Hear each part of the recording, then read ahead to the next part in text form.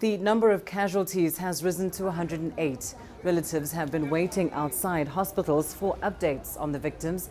Officials say nearly 100 people are being treated for injuries. Most are in a critical condition. One intensive care unit says about 30 victims are not expected to survive.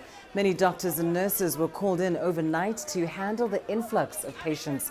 The explosion took place after a fuel tanker collided with another truck as it was pulling into a gas station near the capital, Freetown. Well, for more on this, let's bring in Eric Kawa, a journalist based in Freetown, Sierra Leone. He joins us live now via Skype.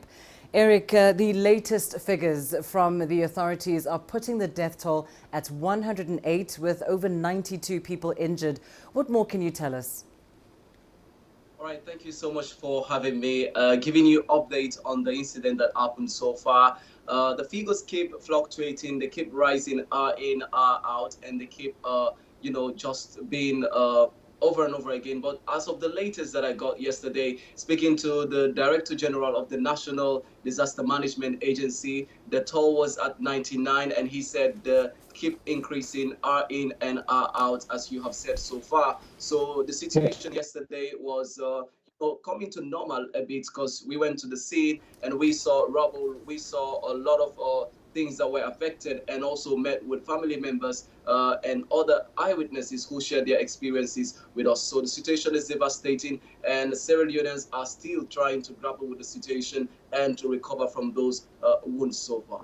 A devastating situation indeed, Eric. Tell us, how are hospitals coping with the high number of casualties, and what are some of the most urgent needs of the medical teams that are helping these victims? So the situation, as we have stated, that it is quite devastating, and then there's been an appeal.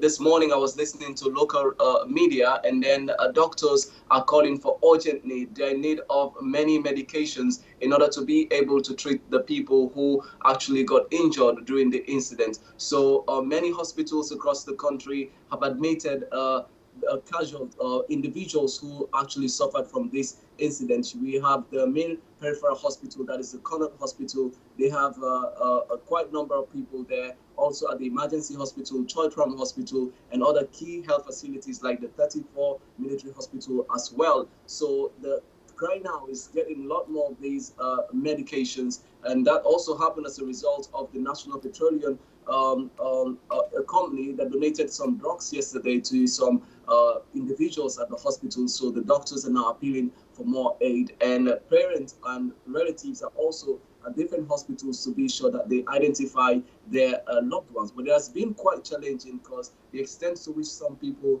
got damaged, they were beyond recognition, and it was quite difficult. And those who survived, most of them, when we went to the scene yesterday, we got reports that they also lost their lives, which is quite devastating. Indeed it is, and it must be all hands on deck in the hospitals in and around Freetown. Thank you so much, Eric Kawa, joining us there from Sierra Leone.